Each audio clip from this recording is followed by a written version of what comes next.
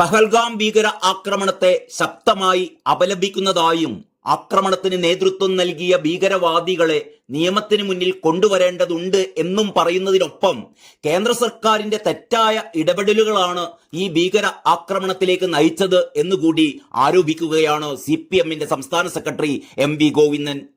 മതം ചോദിച്ചും കലീമ ചൊല്ലാൻ ആവശ്യപ്പെട്ടും ഹിന്ദുക്കളെന്ന് ഉറപ്പുവരുത്തി ഹിന്ദു വംശീയ ഹത്യ നടത്തിയ ഇസ്ലാമിക ഭീകരരെ ശരിക്കും വെള്ളപൂശുക തന്നെയാണ് പാർട്ടി സെക്രട്ടറി ഈ പ്രസ്താവനയിലൂടെ. ഇസ്രയേലിൽ കുട്ടികളും സ്ത്രീകളുമടക്കം 2000-ഓളം നിരപരാധികളെ കഴുത്തറുത്തും വെടിവെച്ചും കൂട്ടക്കശാപ്പ് ചെയ്ത ഹമാസ് കൊടും ഭീകരർക്ക് ഐക്യദാർഢ്യം പ്രഖ്യാപിച്ചുകൊണ്ട് മുസ്ലിം വോട്ട് നേടാൻ മുസ്ലിം ഭൂരിപക്ഷ പ്രദേശങ്ങൾ തിരഞ്ഞുപിടിച്ച് പലസ്തീൻ ഐക്യദാർഢ്യ സദസ്സുകൾ നടത്തിയ CPM ഇപ്പോൾ ഈ ലഷ്കർ എ തൊയ്ബ ഭീകരരെ തള്ളിപ്പറയുന്നതിന് പിന്നിൽ എന്താത്മാർത്ഥതയാണുള്ളത്? ഭീകരവാദത്തിന് മതമില്ല എന്നാണ് ഗോവിന്ദൻ പറയുന്നത്. പഹൽഗാമിൽ ഇസ്ലാമിക ഭീകരർ മതം ചോദിച്ച് ഹിന്ദു മതത്തിൽപ്പെട്ടവരെ മാത്രം വെടിവെച്ച് വന്നത് പിന്നെ എന്താണ്? ഈ ഇസ്ലാമിക ഭീകരർക്ക് അവിടെ എത്തിയ വിനോദസഞ്ചാരികളിൽപ്പെട്ട ഹിന്ദുക്കളോട് മതവൈരമല്ലാതെ മറ്റെന്ത് ശത്രുതയാണ് ഉണ്ടായിരുന്നത്? ഗോവിന്ദ പറയണം. മതം ഒരു ഉപകരണമായി ഉപയോഗിക്കുകയാണെന്നും അതിനെ എതിർത്ത് പരാജയപ്പെടുത്താൻ സാധിക്കണമെന്നും ഗോവിന്ദൻ പറയുന്നുണ്ട്. ഗോവിന്ദൻ ആത്മാർത്ഥമായാണ് ഇങ്ങനെ പറയുന്നതെങ്കിൽ ആദ്യം വേണ്ടത് ഇസ്ലാമിക ഭീകരർ എന്ന് തന്നെ ആ ഭീകരരെ വിശേഷിപ്പിക്കുകയാണ്. എന്നിട്ട് വേണം അവരെ തള്ളിപ്പറയാൻ. ധൈര്യമുണ്ടോ ഗോവിന്ദന്? ന്യൂനപക്ഷ വർഗീയതയും ജനങ്ങളുടെ താല്പര്യത്തിന് വിരുദ്ധമാണെന്ന് ഗോവിന്ദന് ഇപ്പോൾ ഏതാണ്ട് സമ്മതിക്കേണ്ടി വന്നിട്ടുണ്ട്. നല്ല കാര്യം തന്നെ. സുരക്ഷാ വീഴ്ച പലരും ചൂണ്ടിക്കാണിച്ചുവെങ്കിലും അതിപ്പോൾ ചർച്ച ചെയ്യേണ്ട ഒന്നല്ല എന്നും കേന്ദ്ര സർക്കാരിന്റെ തെറ്റായ ഇടപെടൽ എപ്പോഴെല്ലാം കാശ്മീരിൽ ഉണ്ടായിട്ടുണ്ടോ അപ്പോഴെല്ലാം അവിടെ പ്രതിസന്ധി ഉണ്ടായിട്ടുണ്ടെന്നും കൂടി ഗോവിന്ദൻ മാസ്റ്റർ ചൂണ്ടിക്കാണിക്കുകയാണ്. ഒരു തരത്തിലും ന്യായീകരിക്കാൻ സാധിക്കാത്ത ആക്രമണമാണ് അവിടെ ഉണ്ടായത്. രാജ്യം ഒറ്റക്കെട്ടായി തന്നെ അതിനെതിർക്കണം.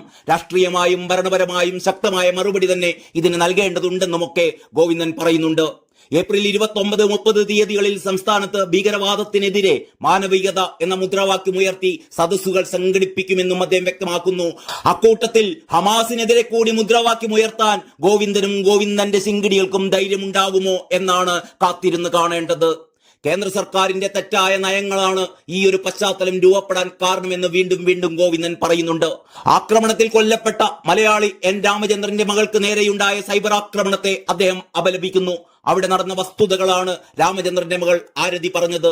മതങ്ങൾ തമ്മിലുള്ള അകലം വർദ്ധിപ്പിക്കാനാണ് ചിലരുടെ നീക്കം. കേരളത്തിന്റെ മതനിരപേക്ഷ നിലപാടിന് അപമാനമാണ് ഇത്തരം സമീപനങ്ങൾ. ഒറ്റക്കെട്ടായി നിൽക്കേണ്ട സമയമാണിത്. എല്ലാവരും ഒരുമിച്ചാണ് ഭീകരർക്കെതിരെ പ്രകടനം നടത്തിയത്. ജമാഅത്തെ ഇസ്ലാമി മാത്രമാണ് മാറി നിന്നത്. ഭീകരവാദ ശക്തികൾക്കെതിരായി ഒറ്റ മനസ്സോടെ നിൽക്കണമെന്നും MV ഗോവിന്ദൻ മാസ്റ്റർ ആവശ്യപ്പെട്ടു. കേരളത്തിലും ഇടതുപക്ഷത്തിനെതിരെ ജമാഅത്തെ ഇസ്ലാമിയെ കൂട്ടുപിടിച്ചാണ് UDF കളിക്കുന്നത് എന്ന് ഗോവിന്ദൻ ആരോപിക്കുന്നു. ഇത് ദൂരവ്യാപക പ്രത്യാഘാതം ഉണ്ടാക്കും. കാശ്മീർ പ്രശ്നത്തിന്റെ പശ്ചാത്തലത്തിൽ വർഗീയ പ്രചാരണം വലിയ തോതിൽ നടക്കുന്നുണ്ട് എന്ന് പറയുന്ന ഗോവിന്ദൻ ആദ്യം അത് നിയന്ത്രിക്കാൻ സ്വന്തം അണികളോടാണ് പറയേണ്ടത്.